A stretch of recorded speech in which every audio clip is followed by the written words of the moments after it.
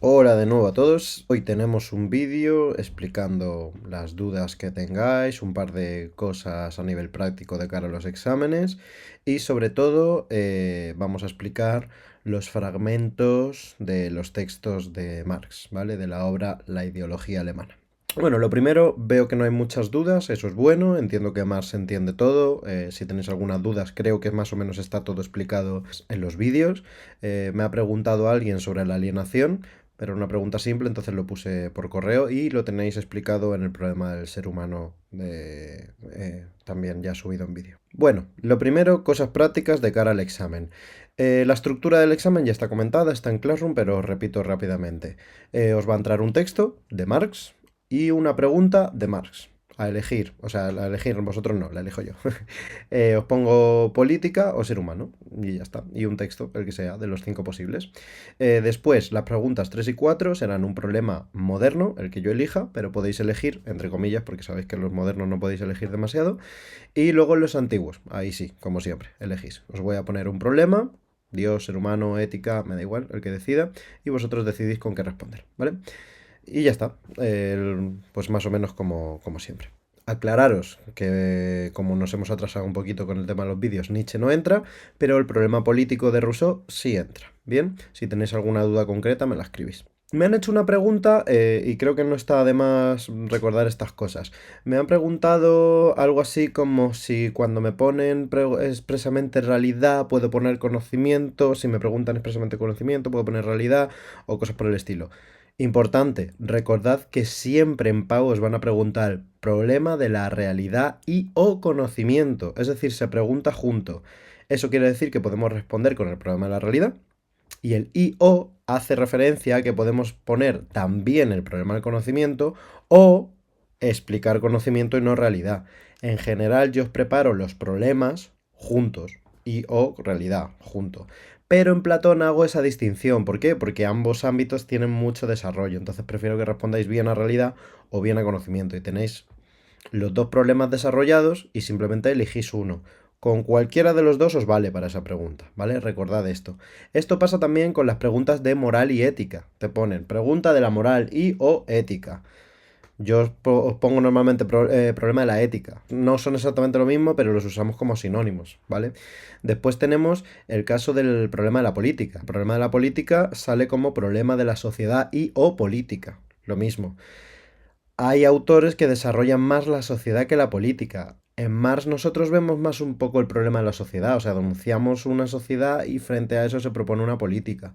Vamos a ver que hay autores que inciden más en el problema de la política y autores que inciden más en el problema de la sociedad. Si viéramos la escuela de Frankfurt, veríamos que lo que vemos sobre todo es un problema de la sociedad, es decir, cómo se explica la sociedad, ¿vale?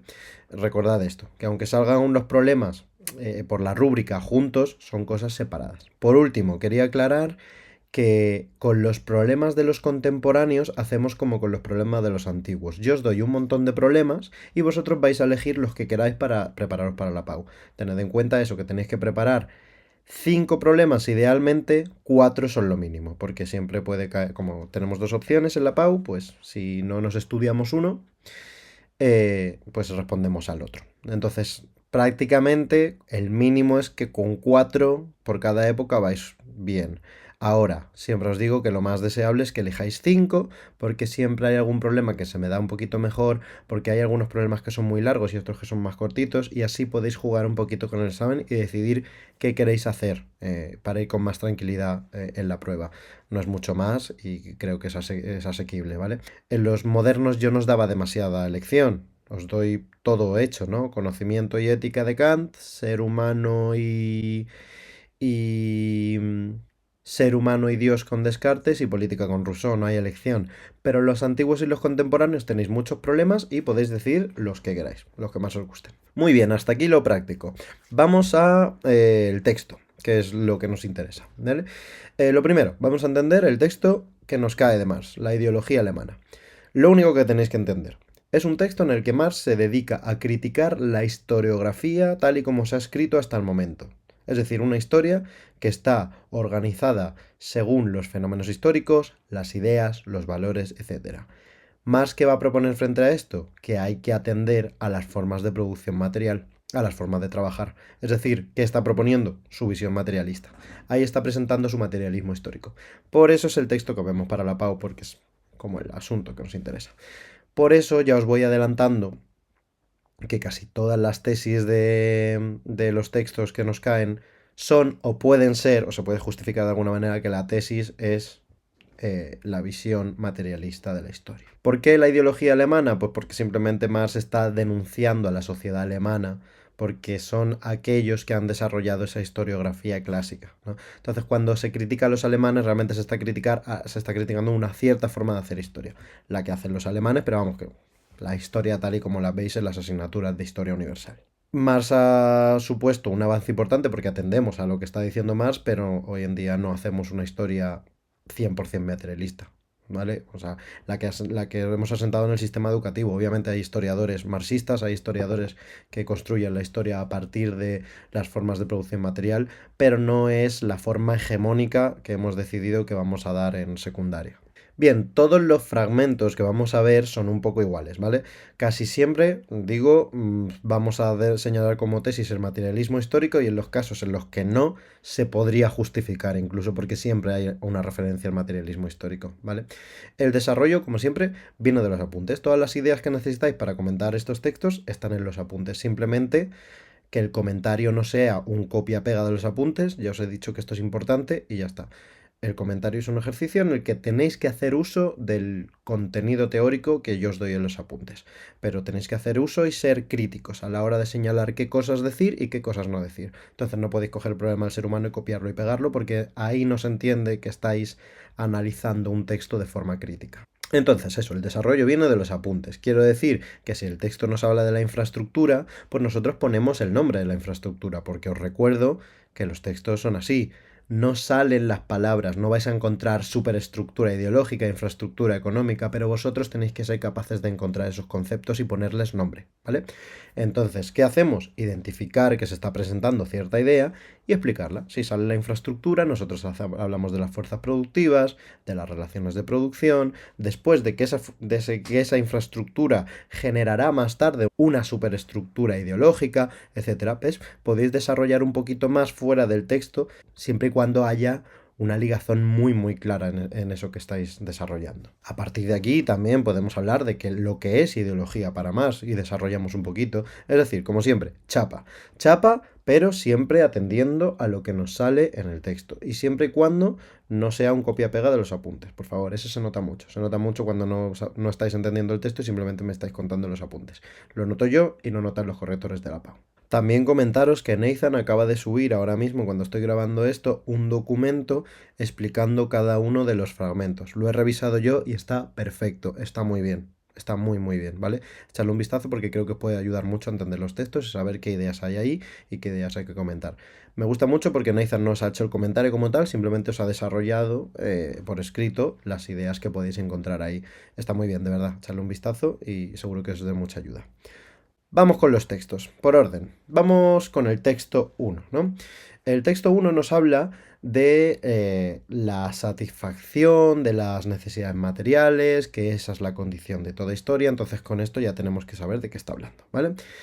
Empecemos, vamos por orden. ¿Cuál es el problema? Pues pueden ser dos, como en casi todos los textos que vamos a ver, ¿vale? Puede ser humano, el ser humano visto de una manera marxista, es decir, con el materialismo histórico, o problema de la sociedad política, también, ¿vale?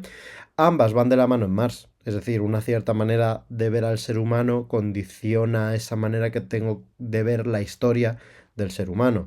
Una cierta manera de ver la historia del ser humano condiciona mi forma de ver al ser humano, ¿veis? O sea, van casi de la mano, entonces que elijáis uno u otro es indiferente, pero recordad que siempre tiene que haber una congruencia. Si yo elijo el problema del ser humano, entonces tengo que explicar una tesis que explique qué es el ser humano, ¿vale? Vamos a ver que en ambos casos es el materialismo histórico, pero visión materialista antropológica, es decir, visión materialista del ser humano, o visión materialista de la historia o la sociedad, que son lo mismo, pero no son lo mismo, ¿vale? Y luego las ideas que voy comentando, pues que tengan que ver con eso, con el problema del ser humano o el problema de la sociedad, lo que elijáis. El texto nos está hablando de que el ser humano está caracterizado frente a los animales por una forma peculiar de relación con la naturaleza. ¿Cuál es esa? Lo hemos visto ya, lo tenéis en los apuntes. El trabajo. Entonces, la tesis es esta, la visión materialista del ser humano.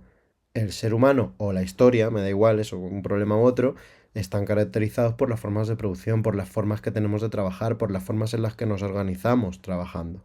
Esto si elegimos el problema del ser humano. Ahora, si elegimos el problema de la sociedad política, tenemos que hablar pues de la tesis del materialismo histórico, señalando la importancia de la infraestructura. Aquí se está hablando de eso, de las formas de producción. Tenemos que explicar que la realidad se explica por las formas sociales y cambiantes de producción. ¿Vale? A partir de ahí ya podemos desarrollar todo lo que queramos, que a partir de aquí surge una superestructura ideológica, etcétera, etcétera. O comentamos las partes, las diferentes partes que intervienen en la infraestructura, que son las fuerzas productivas y las relaciones de producción, etcétera. Todo lo que tenéis en los apuntes, vamos. ¿Con quién hacemos la relación? Pues una muy clara, si elegimos el problema del ser humano, es con la visión esencialista que tiene Platón del ser humano, ¿no? El ser humano está caracterizado por una cierta alma, por las diferentes partes del alma, en la que siempre predominará una, bla, bla, bla, todo en Platón, ¿vale? Y aquí, en cambio, hay un cambio fundamental. El ser humano está visto desde sus condiciones sociales. El ser humano está determinado por un conjunto de formas de producción y de valores que surgen de un cierto modo de producción. Y esas cosas son cambiantes, van cambiando en la historia y no nos caracterizan esencialmente como seres humanos, sino que lo que nos caracteriza como seres humanos es una cosa tan cambiante, una cosa que ha cambiado a lo largo de la historia tanto como el trabajo. También hay una relación aquí muy interesante con San Agustín que es importante que entendáis porque nos va a servir para la mayoría de textos. Los dos presentan una visión, como ya vimos en el problema de la política, teleológica de la historia. Ya expliqué. Una visión teleológica porque está dirigida por un objetivo final. La historia se dirige como una línea hacia un final objetivo. No es que dependa de nosotros que la historia avance a un sitio u otro, sino que esto tiene que ocurrir. San Agustín considera que es el reino de Dios, el final de los tiempos, la segunda llega al Mesías, etc. Y aquí Marx considera que es el advenimiento de la sociedad comunista. Me da igual uno u otro. Ambos tienen una visión teleológica, ¿no? Entonces ahí desarrollamos una pequeña relación de parentesco entre San Agustín y Marx. Una relación muy loca, pero que es vigente. Pero por otro lado, hay una distinción. Esa distinción es qué es lo que hace avanzar la historia. En San Agustín, pues desarrolláis qué es lo que hace avanzar la historia, que es una lucha entre la civitas Dei y la civitas terrena, entre la ciudad de Dios y la ciudad de los hombres. Aquellos que aman a Dios por encima de las cosas y aquellos que aman a los hombres y los placeres terrenos por encima de todas las cosas. En cambio, en Marx, lo que hace avanzar la historia es la lucha de clases. Es interesante que en una visión teleológica de la historia lo que haga avanzar la historia es precisamente la guerra, ¿no? Porque siempre hay una lucha entre dos pueblos, clases sociales, me da igual cómo queréis llamarlo, pero siempre es una lucha. Interesante eso para entender que lo político siempre es un ámbito de violencia. Muy bien, texto 2. El problema de la tesis viene a ser lo mismo que en el anterior, es decir, el materialismo histórico. Para explicar la historia, entonces, tenemos que atender a las fuerzas productivas, a los modos de cooperación, a las formas que tenemos de trabajar, producir e intercambiar. De eso es lo que va el texto. Como siempre, ya os he dicho antes, tenemos que poner nombre a las cosas que salen en el texto, pero que no salen por su nombre. En este texto se está hablando de una infraestructura, de fuerzas productivas y de relaciones de producción. Entonces explicamos esos conceptos y dónde salen en el texto, ¿vale? Y nosotros los explicamos pues haciendo uso de nuestros apuntes, con nuestras palabras, etc. De nuevo, para complementar el comentario, pues luego podéis hablar de la superestructura que determina una cierta ideología, un conjunto de valores que defienden ese sistema económico, etcétera, etcétera. Podéis llevarlo por donde queráis. La relación, pues como antes, con San Agustín, con la visión teleológica o con Platón. Realmente podéis desarrollar esta disputa con una visión esencialista del ser humano en cualquier autor. Descartes tiene una visión esencialista del ser humano, ¿no? Con el cogito, el alma, todo esto. Pero también Aristóteles, ¿vale? Eso lo vamos a explicar en el texto 3. En el texto 3 la relación con Aristóteles está muy clara. Así que ahora vamos con el texto 3 y os explico esa relación que es interesante y os puede venir muy bien. Muy bien, texto 3, ¿no? Problema del ser humano, muy claramente. Y tesis, la alienación propia del sistema capitalista. Como habréis visto bien si habéis leído el texto, este texto habla muy claramente del trabajo en condiciones capitalistas y qué cambiaría en el trabajo en condiciones comunistas. Explicáis entonces por qué el ser humano está caracterizado por el trabajo según esta visión materialista y por qué, y eso es lo más importante, está alienado en esta sociedad. El texto está hablando de una cierta libertad coartada en el ser humano, ¿no? Cada cual, leo, se mueve en un determinado círculo exclusivo de actividades que le es impuesto y del que no puede salirse. Eso es alienación. Estoy trabajando obligado por factores externos, no estoy trabajando con autenticidad. Entonces podéis hablar de los diferentes niveles de alienación, pero siempre atendiendo obviamente a lo que sale aquí en el texto. Podemos hablar de eso, de que el ser humano está alienado respecto a la condición de trabajador, respecto a la actividad laboral misma, porque trabajo para otro, no para mí mismo, porque trabajo obligado por factores externos, no porque a mí me salga de las narices trabajar, dejo de reconocerme en los objetos producidos, etcétera, etcétera. ¿Cuál es la solución a los problemas que se presentan en este texto? Pues como siempre, el comunismo. Y aquí quiero desarrollar una pequeña idea que no sale en los apuntes, porque ya muchos pongo, no vamos a desarrollar más, pero que es muy importante en Marx, pensarla al menos, que es el concepto de libertad. Marx y los pensadores de izquierdas están un poco hartos de que el concepto de libertad esté monopolizado por los liberales. Hoy en día lo podemos pensar en derecha e izquierda, ¿no? Para analizar la realidad política actual. La derecha cree tener monopolizado el concepto de libertad. Votar a la derecha es votar a la libertad.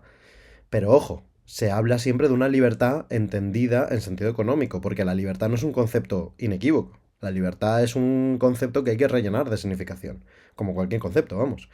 Entonces, usar ese concepto de libertad como si fuera una cosa que está carente de discusión es un poco engañador.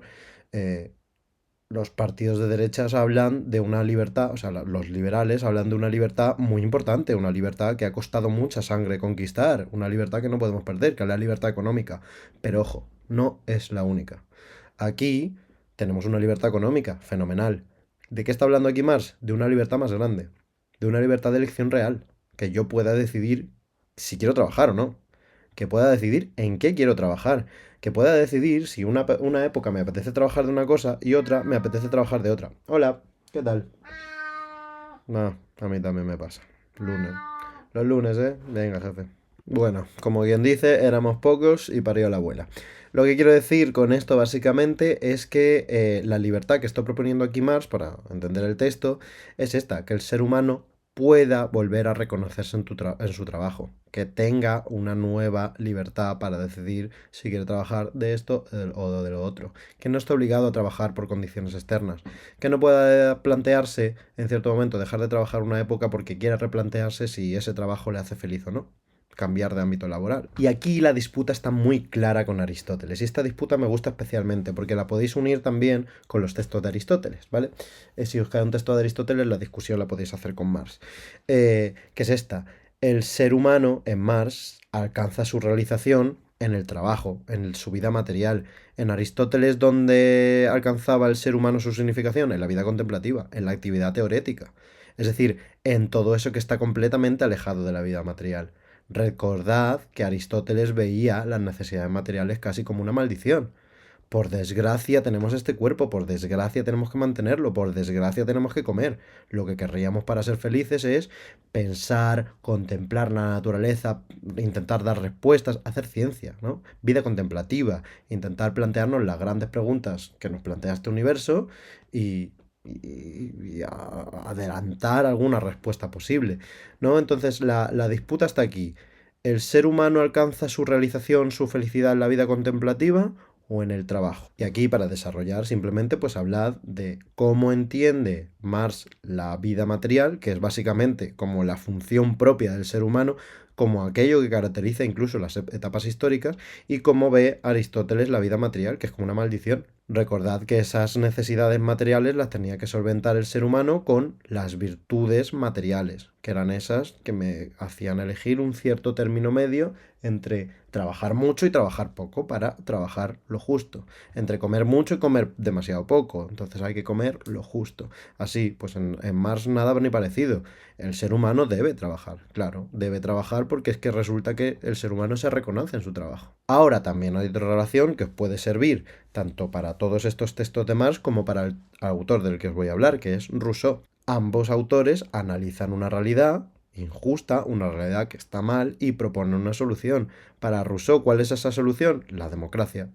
¿Por qué? Porque Rousseau tiene una determinada manera de ver al ser humano. El ser humano es bueno por naturaleza. Entonces, ¿cuál es el sistema político ideal para él? La democracia. En cambio, la visión del ser humano en Marx es contraria a esto. ¿Está diciendo que el ser humano es malo? No, no necesariamente. Lo que está diciendo es una cosa distinta, que el ser humano es una cosa que trabaja. Por tanto, ¿cuál va a ser la solución a esta realidad de mierda política para Marx? Un sistema económico que me permita trabajar y hacer que me vuelva a reconocer en mi trabajo, es decir, trabajar de una forma no alienada, que no exista la alienación. Así que aquí tenéis que desarrollar que hay una diferencia en la propuesta ética de Rousseau y de Marx, teniendo en cuenta que ambos comprenden al ser humano de formas distintas, que una cierta visión del ser humano condiciona mi manera de ver la política, ¿vale? Y que ambas políticas intentan resolver problemas distintos. Hay una discusión aquí contradictoria, o sea, Marx niega a Rousseau y Rousseau niega a Marx. No, para nada. De hecho, pueden ser hasta complementarios. Pero sí hay una forma de entender al ser humano y su ámbito político de una manera distinta. Y ahí hay una muy buena relación, hay una buena disputa filosófica con la que podéis desarrollar la parte 2 del comentario. Texto 4, muy fácil. Problema, obviamente, sociedad política. Tesis, pues pueden ser dos. Materialismo histórico, lo podéis justificar, ya hemos hablado de ello, porque la historia avanza según diferentes maneras de establecer una infraestructura económica que da una cierta forma de trabajar, de formas de fuerzas productivas, de relaciones de producción, etc. O podéis elegir como tesis, que es la más obvia, que sale aquí, que el motor de la historia es la lucha de clases, porque obviamente se está hablando de la lucha de clases. Lo que ocurre aquí es lo que sale en los apuntes, ¿no? Hay unas ciertas relaciones de producción que están anticuadas y una clase social que está un poquito enfadada desarrolla una revolución y se establece una nueva estructura económica. Aquí podéis desarrollar entonces un montón de cosas que después se va a generar una superestructura ideológica congruente con esa infraestructura económica, como ya hemos dicho mil veces, o también podéis mencionar de dónde viene esto. Podéis mencionar la tradición hegeliana, podéis hablar de la dialéctica hegeliana, del concepto de tesis, antítesis y síntesis. Luego, atended también a esa crítica a los alemanes, que ahora entendéis mejor, ¿no? ¿Es una crítica a los alemanes en cuanto tal? No, es una crítica a una cierta forma de hacer historia, una historiografía clásica frente a la cual Marx está desarrollando su visión materialista de la historia. Por tanto, veis que podéis justificar aquí como tesis una visión materialista de la historia de nuevo. Las 5 últimas líneas son muy importantes para comentar, ¿vale? Se lee ahí la necesidad, se intuye ahí la necesidad de una conquista del poder antes de abolir pues todas estas formas de dominación para alcanzar la emancipación de todos los hombres y mujeres. ¿Cuál es esa conquista del poder? Pues no sale en el texto mencionado, pero nosotros tenemos que ser capaces de identificarlo. Alguno ya lo habrá visto. La dictadura del proletariado. Podéis aquí comentar pues la necesidad de la expropiación para que los obreros tengan los medios de producción de nuevo, y la finalización en la sociedad comunista de todas las clases sociales y de todas formas de subordinación posibles. La relación aquí con San Agustín viene fenomenal, que ya está explicada en el texto 1. También esa relación con Rousseau y la democracia, súper pertinente, que te lo tenéis explicado en el texto anterior, que he explicado ahora mismo, en el texto 3. Muy bien, pasamos ya finalmente al texto 5, el más jodido de todos y por el que me habéis preguntado un montón. Aquí, en este texto, hay una cosa muy importante. Se entiende poquito, se entiende poquito. Hay frases como la siguiente, leo, está entre paréntesis, que entraña ya al mismo tiempo una existencia empírica dada en un plano histórico universal y no en la vida puramente local de los hombres. No se entiende nada. No se entiende nada y no pasa nada. Si hay una frase así en la que no se entiende nada, ya os he dado el truco. No la comentéis. Y ya está. Si tenemos 3 frases que entendemos, ¿por qué no nos ponemos a comentar y a explicar esas cosas que se puede desarrollar todo lo que queráis en vez de ofuscarnos con frases que no se entienden? Ya está. saltáosla. Nadie se va a fijar, ningún corrector va a decir, "Ah, no me ha comentado esa frase complicadísima de cojones". No, seguramente no la entienda ni el corrector, no pasa nada. Este texto seguramente lo he puesto para putearos un poco porque es un texto muy jodido y para enseñaros esto, que si hay alguna frase que no entendemos del texto, no pasa nada, tenemos ideas de sobra para comentar. No pasa nada si una frase no la comentamos. Ahora, ¿qué problema tenemos aquí? Pues de nuevo, problema de la sociedad y política o problema del ser humano, como siempre, muy muy unidos. Se está hablando de nuevo del avance de la historia, se está hablando de cómo avanza la historia, que es por medio de la lucha de clases, y se está hablando de ciertos conceptos importantes que no salen tal y como yo lo he explicado, pero que tenéis que ser capaces de identificar. Se está hablando aquí, y está en la tesis, de la enajenación. ¿Qué es la enajenación? La alienación. Es que el concepto de alienación se ha traducido de diversas formas. Una es alienación, otra es enajenación. Vienen a ser lo mismo, pero claro, como yo os decía ya en el texto, en el vídeo del ser humano, este concepto es problemático. No se entiende muy bien, los autores no se ponen de acuerdo. Lo importante, que me estoy yendo como siempre, tenemos que explicar la alienación. O sea, tenemos que identificar que la alienación sale aquí y explicar por qué. Entonces aquí desarrolláis los diferentes niveles de esa alienación y esto tiene que ver con la cuarta línea donde dice una masa de la humanidad absolutamente desposeída. ¿Qué es eso? ¿Por qué el ser humano está desposeído? Porque no tiene posesiones, porque no posee propiedades, porque no tiene, alguno lo habrá pillado ya, medios de producción. Entonces aquí hay una crítica velada a la burguesía, hay una crítica velada bueno, no a la burguesía, una crítica a un sistema sentado en el privilegio de los burgueses, es decir, en el privilegio de aquellos que tienen medios de producción y en la ruina de aquellos a los que no les queda nada más que su fuerza de trabajo, es decir, una humanidad desposeída. Y aquí, de nuevo, podéis mencionar el materialismo histórico. Esta época histórica está caracterizada como una lucha de clases entre aquellos que tienen medios de producción y otros que están completamente desposeídos, otros a los que no les queda nada más que su fuerza de trabajo. Importante aquí comentar lo de la sublevación, porque aquí también se deja intuir en el texto que la lucha de clases es el motor del avance histórico también. Y ahí es donde se entiende más o menos, aunque es complicada, las últimas líneas, ¿no?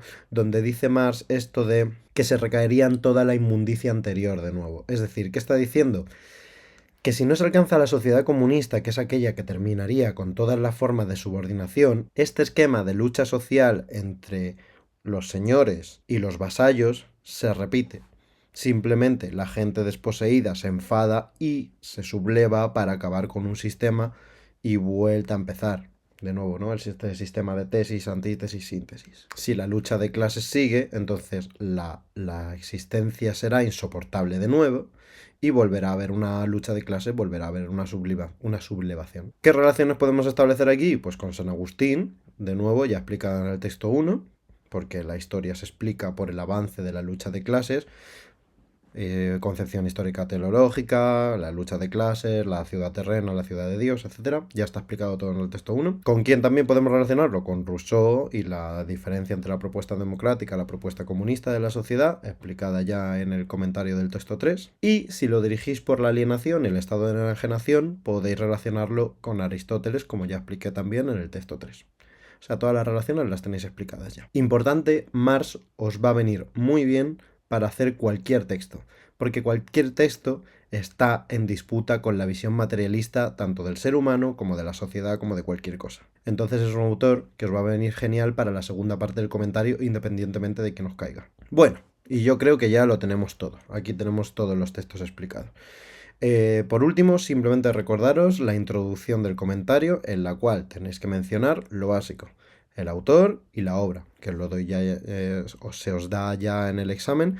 Siempre va a ser Marx y siempre va a ser la ideología alemana. Entonces, este es un texto de Karl Marx en la obra La ideología alemana. Y recordad, tenéis que mencionar en esa introducción la época, es decir, es un autor contemporáneo, si decís que es del siglo XIX mejor que mejor, y luego alguna otra obra. El Capital y el Manifiesto Comunista. Ahí no hay duda. O sea, conocéis estas obras, habéis escuchado hablar de ellas. Pues nada, con eso yo tengo explicado más o menos todo. Creo que no hay más dudas y creo que por fin hemos acabado con Marx. Ya puedo dejar de ser un comunista y volver a ser un